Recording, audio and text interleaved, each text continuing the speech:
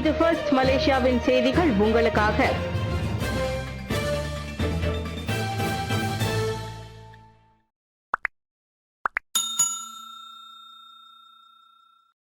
Clamping with bright நிகழ்ச்சிக்கு permit அனுமதி இல்லை, ஸ்லாங்கூர் எம்பி திட்டவட்டம். இணையத்தில் விளம்பரப்படுத்தப்பட்ட சர்ச்சைக்குரிய கிளாம்பிங் வித் பிரைட் நிகழ்ச்சிக்கு ஸ்லாங்கூர் அரசு எந்த அனுமதியும் வழங்கவில்லை என மந்திரி பெசார் டத்தோ ஸ்ரீ அமீருddin ஷாரி உறுதிப்படுத்தியுள்ளார். இந்த நிகழ்ச்சியில் மாநில அதிகாரிகளுக்கு எந்த தொடர்பும் இல்லை என்றும் அதிகாரப்பூர்வ அனுமதி வழங்கப்படவில்லை என்றும் அவர் தெரிவித்தார். இந்த அறிவிப்பு இயற்கைக்கு மாறான LGBT கலாச்சாரத்தை ஊக்குவிப்பதாக பொதுமக்கள் மத்தியில் எழுந்த குற்றச்சாட்டுகளை அடுத்து அவர் அவ்வாறு விளக்கினார். ஸ்லாங்கூர் அரசு இத்தகைய நிகழ்ச்சிகளை ஆதரிக்காது எனவும் அவர் உத்தரவாதம் அளித்தார். ஜனவரி 17, 18ஆம் தேதிகளில் உலுலங்காட்டில் நடைபெறவிருப்பதாக கூறப்படும் அந்த நிகழ்வை தடுத்து நடவடிக்கை எடுக்குமாறு முன்னதாக ஸ்லாங்கூர் சுல்தான் ஷரஃபுடின் இட்ரிஸ் ஷா ஆணையிட்டிருந்தார். இந்த நிகழ்வு குறித்து போலீசில் புகார் செய்யப்பட்டுள்ளதாகவும் அறியப்படுகிறது.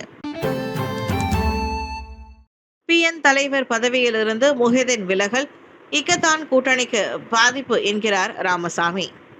பெரிக்கத்தான் நேஷனல் தலைவர் பதவியிலிருந்து தான் ஸ்ரீ முஹிதீன் யாசின் விலகியுள்ளது அக்கூட்டணிக்கு வெளியே இயங்கி வரும் சிறிய கட்சிகளை ஒன்றிணைக்க உருவாக்கப்பட்ட இக்கத்தான் பிரிஹத்தீன் ராக்கியாத் கூட்டமைப்பை பாதித்துள்ளது. அக்கட்சிகளில் ஒன்றான உரிமையின் தலைவர் பேராசிரியர் டாக்டர் பி ராமசாமி அவ்வாறு கவலை தெரிவித்துள்ளார். தற்போது பெரிக்கத்தானுக்கு பாஸ் கட்சி தலைமை ஏற்கும் சூழ்நிலை உருவாகியுள்ளது. நாடாளுமன்றத்தில் பெர்சத்துவை விட அதிக உறுப்பினர்களை வைத்துள்ளதன் அடிப்படையில் பாஸ் கட்சிக்கு தகுதி இருப்பது உண்மைதான். ஆனால் மலாய்க்காரர் அல்லாத வாக்காளர்களை பெரிக்கத்தானை விட்டு இது விலக்கிவிடும் என்றும் எதிர்க்கட்சியின் வலிமையை குறைக்கும் என்றும் ராமசாமி எச்சரித்துள்ளார். சீன மற்றும் இந்தியர்களின் அரசியல், சமூக, மத, கலாச்சார நலன்களுக்கு போராடுவதில் பாஸ் கட்சி இன்னமும் ஆர்வமற்றதாக காணப்படுவதாக ஒரு கருத்து நிலவுகிறது. அது உண்மையா இல்லையா என்பது வேறு விஷயம். ஆனால் அரசியல் உலகில் கண்ணோட்டம் என்பது தவிர்க்க முடியாதது என ராமசாமி சுட்டிக்காட்டினார். 150 ரிங்கெட் பள்ளி தொடக்க உதவி முழுமையாக வழங்கப்பட வேண்டும். கல்வி அமைச்சர் அரசு வழங்கும் 150 ரிங்கெட் ஆரம்ப பள்ளி உதவியான பேப் தொகையை பெற்றோருக்கு முழுமையாக வழங்க வேண்டும் என கல்வி அமைச்சர் பட்லினா சிட்டேக் பள்ளிகளுக்கு கடும் எச்சரிக்கை விடுத்துள்ளார். துன் சையத் ஷே பரக்பாக் இடைநிலை பள்ளியில் செய்தியாளர்களிடம் பேசிய அவர், சில பள்ளிகள் இந்த அரசு உதவி தொகையை பெற்றோர் ஆசிரியர் சங்கமான PIBG கட்டணம் அல்லது பிற பள்ளி தொடர்பான செலவுகளுக்காக பயன்படுத்தப்படுவதாக புகார்கள் வந்துள்ளதாக தெரிவித்தார். மேலும் பெற்றோர் யாருக்காவது இந்த தொகையில் கழிவு செய்யப்பட்டால் அதனை உடனடியாக தன்னிடம் தெரிவிக்க வேண்டும் என்றும் BAP தொகையில் கழிவு செய்வது முற்றிலும் அனுமதிக்கப்படாத செயல் என்றும் அவர் தெளிவுபடுத்தினார். நாடு முழுவதிலும் BAP திட்டத்திற்கான 800 மில்லியன் ரிங்கிட்டுக்கும் அதிகமான நிதி ஒதுக்கப்பட்டுள்ளதாகவும் இதன் மூலம் படிவம் 1 முதல் படிவம் 6 வரை உள்ள சுமார் 52 லட்சம் மாணவர்கள் பயனடைவார்கள் என்றும் பட்லினா தெரிவித்தார். மூசா ஹசானுக்கு எதிரான அவதூறு வழக்கில் ஹன்னா யோ வெற்றி, 2,50,000 ரிங்கெட் இழப்பீடு வழங்க உத்தரவு. தேசிய போலீஸ் படையின் முன்னாள் தலைவர் தான் ஸ்ரீ மூசா ஹசானுக்கு எதிரான அவதூறு வழக்கில் கூட்டரசு பிரதேச அமைச்சர் ஹன்னா யோவுக்கு சாதகமாக புத்ரஜயா கூட்டரசு நீதிமன்றம் தீர்ப்பு வழங்கியுள்ளது. ஹன்னா யோவை கிறிஸ்துவ மத பிரச்சாரம் மற்றும் அரசியல் நோக்கங்களுடன் இணைத்து பேசிய மூசா ஹசானின் கருத்துக்கள் அவதூறாகும் என நீதிமன்றம் உறுதிப்படுத்தியது. எனவே 2024 ஹன்னா யோவின் மனுவை நிராகரித்த உயர்நீதிமன்றத்தின் தீர்ப்பை கூட்டரசு நீதிமன்றம் தள்ளுபடி செய்தது. இதன் விளைவாக மூசா ஹசான் ஹன்னா யோவுக்கு 2,50,000 ரிங்கெட் இழப்பீடு வழங்க உத்தரவிடப்பட்டுள்ளார். Hannah Yeoh becoming Hannah a personal journey என்ற தலைப்பில் சில வருடங்களுக்கு முன்னர் ஒரு சுயசரிதையை வெளியிட்டார். அதில் அவர் ஒரு சாதாரண மலேசிய பெண்ணாக தனது பயணத்தை அவர் விவரித்தார். தனது வாழ்க்கை கிறிஸ்துவ நம்பிக்கையின் மூலம் மாற்றப்பட்டு பின்னர் அரசியலுக்கு இட்டு சென்றதாகவும் அவர் குறிப்பிட்டிருந்தார். அதை வைத்து மலேசியாவை ஒரு கிறிஸ்துவ நாடாக மாற்ற முயற்சிப்பதாக மூசா ஹசான் தம்மை குற்றம் சாட்டியதை அடுத்து 2020 ஹன்னா யோ இந்த வழக்கை தொடுத்தார். பன்றி பண்ணையை நவீனமயமாக்குவதற்கு மாநில நிதி மற்றும் நில ஒதுக்கீடு இல்லை, ஸ்லாங்கூர் எம்பி. ஸ்லாங்கூரில் பன்றி பண்ணை தொழிலை நவீனமயமாக்குவதற்காக மாநில அரசு எந்தவிதமான மாநில நிதியையோ அல்லது மாநில நிலத்தையோ ஒதுக்கவில்லை என்று ஸ்லாங்கூர் மந்திரி பெசார் டத்தோ ஸ்ரீ அமீருddin ஷாரி தெரிவித்துள்ளார். ஸ்லாங்கூர் சுல்தான் ஷரஃபுடின் இட்ரிஷா மாநிலம் இனி பன்றி பண்ணையை தொழிலுக்கு நிதி ஒதுக்கவோ முதலீடு செய்யவோ மாட்டாது என்று கூறியிருந்தார். மேலும் முஸ்லிம் அல்லாத மக்களின் தேவைக்காக எவ்வளவு பன்றி இறைச்சி தேவைப்படுகிறது என்பதை அறிய விரிவான ஆய்வு மேற்கொள்ளவும் உத்தரவிட்டார். அமீருடின் கூறுகையில் துர்நாற்றம் மற்றும் நீர் மாசுபாட்டை ஏற்படுத்தியதாக கூறப்படும் குவாலலங்காட் பாரம்பரிய பன்றி பண்ணைகளை மூடுவது தற்போது மாநில அரசின் முக்கிய முன்னுரிமை என்கிறார். எதிர்காலத்தில் இந்த துறை முழுமையாக தனியார் துறையால் நடத்தப்படும் எனவும் நவீன முறைகளுக்கு மாற்றப்படும் என்றும் அனைத்து பண்ணைகளும் சுற்றுச்சூழல் விதிகளை கடைபிடிக்க வேண்டும் என்றும் அவர் கூறினார். தற்போது மாநிலத்தில் உள்ள பன்றிகளின் எண்ணிக்கை உள்ளூர் தேவையின் சுமார் 30 விழுக்காடு மட்டுமே பூர்த்தி செய்கிறது என்றும் உற்பத்தியை அதிகரிக்கவோ அல்லது ஏற்றுமதி நோக்கில் செல்லவோ அரசுக்கு திட்டமில்லை என்றும் அவர் தெரிவித்தார். ஆன்லைன் பாதுகாப்பு குறைபாடு எக்ஸ் மீது சட்ட நடவடிக்கையை பரிசீலிக்கும் எம்சிஎம்சி. மலேசிய தொடர்பு மற்றும் பல்லுலக ஆணையமான எம்சிஎம்சி தன் செயற்கை நுண்ணறிவு ஏஐ பயன்பாடான கிராக் மூலம் ஆன்லைன் பாதுகாப்பு அம்சங்களை உறுதி செய்ய தவறியதை அடுத்து எக்ஸ் தளத்துக்கு எதிராக சட்ட நடவடிக்கை எடுக்க பரிசீலித்து வருகிறது. இதுகுறித்து விளக்கம் அளித்த தொடர்பு அமைச்சர் ஃபாமி ஃபாட்சில் ஆன்லைன் பாதுகாப்பு தொடர்பான மலேசிய சட்டங்களை, குறிப்பாக ஆபத்தான உள்ளடக்கங்கள் மற்றும் குழந்தைகள் எதிர்கொள்ளும் வெளிப்பாடுகள் தொடர்பான விதிமுறைகளை பின்பற்றாததே இதற்கு காரணம் என தெரிவித்தார். எம்சிஎம்சி கடந்த வாரம் எக்ஸ் நிறுவனத்தை தொடர்பு கொண்டு கிராக் பயன்பாட்டில் ஏற்பட்டுள்ள பிரச்சனைகள் குறித்து விளக்கம் கேட்டது. இந்த பயன்பாடு குறிப்பாக குழந்தைகள் மற்றும் பெண்களை பற்றிய அநாகரிகமான படங்கள் அல்லது உள்ளடக்கங்களை உருவாக்கக்கூடியதாக இருப்பது கண்டறியப்பட்டுள்ளது. இதனால் நமது நாட்டின் தொடர்பு மற்றும் பல்லுலக சட்டம் மற்றும் ஆன்லைன் பாதுகாப்பு சட்டம் ஆகியவற்றின் மீறலாகும்.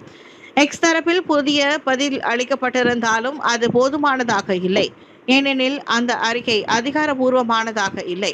எனவே எம்சிஎம்சியிடம் இருந்து அறிக்கை பெற்ற பின் கிராக் பயன்பாட்டுக்கு தற்காலிக தடை விதிக்கவும், எக்ஸ் தரப்பை பேச்சுவார்த்தைக்காக அழைக்கவும், மேலும் சட்ட நடவடிக்கைகள் எடுக்கவும் தாம் உத்தரவிட்டுள்ளதாக அவர் கூறினார். தைப்பூச விழாவின் போது ஸ்லாங்கூர் மாநிலத்தில் உள்ள சுமார் 60 ஆலயங்களுக்கு 5 லட்சம் ரிங்கெட் மானியம் வழங்கப்படும். பாப்பா ராயுடு இவ்வாண்டு கொண்டாடப்படவிருக்கும் தைப்பூச விழாவின் போது ஸ்லாங்கூர் மாநிலத்தில் உள்ள சுமார் 60 ஆலயங்களுக்கு 5 லட்சம் ரிங்கெட் மானியம் வழங்கப்படவிருப்பதாக மாநில ஆட்சிக்குழு உறுப்பினர் பாப்பா ராயுடு தெரிவித்தார். இவ்வாண்டு மாநில அளவிலான தைப்பூச கொண்டாட்டத்தில் சமூக நலனுக்கும் சமூக மேம்பாட்டிற்கும் சிறப்பு கவனம் செலுத்தப்பட்டுள்ளது. நிர்ணயிக்கப்பட்ட நடைமுறைகளின் அடிப்படையில் தகுதி பெற்ற ஆலயங்களுக்கு முதல் கட்ட மானியத்திற்கான காசோலைகள் வழங்கப்பட உள்ளன. இம்முயற்சி இஸ்லாமிய அல்லாத வழிபாட்டு தலங்களின் நலனிலும் வசதி மேம்பாட்டிலும் மாநில அரசின் உறுதியான நிலைப்பாட்டை வெளிப்படுத்துவதாக அவர் கூறினார். தைப்பூசத்திற்கு முதல் நாள் இரவு மாநில அரசின் ஏற்பாட்டில் பத்துமலையில் நடைபெறவிருக்கும் சிறப்பு கலை நிகழ்ச்சியில் ஒரு பகுதி ஆலயங்களுக்கு மானியம் வழங்கப்படவிருப்பதாகவும், இதையடுத்து அன்றிரவு 10 மணிக்கு மேல் கெர்லிங் ஸ்ரீ சுப்பிரமணியர் ஆலயத்தில் நடைபெறவிருக்கும் சிறப்பு கலை நிகழ்ச்சியில் மேலும் சில ஆலயங்களுக்கு மானியம் வழங்கப்படவிருக்கிறது. தொடர்ந்து தைப்பூச தினத்தன்று காலை 10 மணி அளவில் கோலஸ்லாங்கூர் 2.5 மைல் ஸ்ரீ சுப்பிரமணியர் ஆலயத்தில் நடைபெறவிருக்கும் நிகழ்ச்சியில் அந்த வட்டார ஆலயங்களுக்கும் நிதியுதவி வழங்கப்படவிருக்கும். அதே வேளையில் பிற்பகல் 1 மணி அளவில் பந்திங் தெலுக் டத்துஸ்ரீ சுப்பிரமணியர் ஆலயத்தில் நடைபெறும் நிகழ்ச்சியில் பந்திங் வட்டாரத்தில் உள்ள சில ஆலயங்களுக்கு மானியங்கள் வழங்கப்படவிருக்கிறது. 17 தங்க கட்டிகள் திருட்டு, அரசு ஊழியரின் சொத்து வழக்கில் குற்றச்சாட்டை ஒப்புக்கொண்ட ஆடவன். மலாக்கா மாநில நிதி அலுவலரின் சொத்தாக இருந்த 17 தங்க கட்டிகள் உள்ளிட்ட நகைகளை திருடி விற்பனை செய்த குற்றச்சாட்டில் 35 வயதான ஆடவன் நீதிமன்றத்தில் குற்றத்தை ஒப்புக்கொண்டுள்ளான். குற்றப்பத்திரிகை 2024 ஜூன் முதல் 2025 டிசம்பர் வரை புக்கிட் பெரிங்கிட்டில் உள்ள மாநில நிதி அலுவலருக்கான அரசு இல்லத்திலிருந்து 17 தங்க கட்டிகள், தங்க வலைகள், வைர மோதிரங்கள் உள்ளிட்ட 2,54,000 ரிங்கெட் மதிப்பிலான பொருட்களை திருடியதாக குற்றம் சாட்டப்பட்டது. குற்றவியல் சட்டத்தின் கீழ் பதிவு செய்யப்பட்ட இந்த வழக்கானது நிரூபிக்கப்பட்டால் அதிகபட்சமாக 10 ஆண்டுகள் சிறை அல்லது அபராதம் விதிக்கப்படும். மேலும் திருடிய நகைகளை விற்பனை செய்ததற்காக அந்த ஆடவனுக்கு அதிகபட்ச தண்டனையாக 20 ஆண்டுகள் சிறையும் அபராதமும் விதிக்கப்படும் என்று எதிர்பார்க்கப்படுகின்றது. இதே வழக்கில் நகைகளை பெற்றுக்கொண்ட வியாபாரி குற்றத்தை மறுத்துள்ளதால் அவருக்கு 20,000 ரிங்கெட் ஜாமீன் நிர்ணயிக்கப்பட்டு மாதம் ஒருமுறை காவல் நிலையத்தில் ஆஜராக வேண்டும் என நீதிமன்றம் உத்தரவிட்டது. இந்நிலையில் இந்த வழக்கு பிப்ரவரி 10ஆம் தேதிக்கு ஒத்திவைக்கப்பட்டுள்ளது. கிளந்தான் மூசாங்கில் சாலை விபத்து, மூவர் பலி. நேற்று கிளந்தான் குவா மூசாங் குவாலகெராய் சாலையில் அமைந்துள்ள கம்போங் பாலோ அருகே நடந்த விபத்தில் 3 ஆண்கள் சம்பவ இடத்திலேயே பரிதாபமாக உயிரிழந்தனர். 3 வாகனங்கள் சம்பந்தப்பட்ட அந்த விபத்தில் மேலும் 3 காயமடைந்து அதிர்ஷ்டவசமாக உயிர் தப்பியுள்ளனர். தகவல் கிடைத்த உடனேயே சுமார் 40 நிமிடங்களுக்கு வந்த தீயணைப்பு துறையினர் உடனடியாக மீட்பு பணி வேலைகளில் ஈடுபட்டனர். இந்நிலையில் காயமடைந்தவர்கள் சிகிச்சைக்காக மருத்துவமனைக்கு கொண்டு செல்லப்பட்டனர் என்றும் அறியப்படுகின்றது.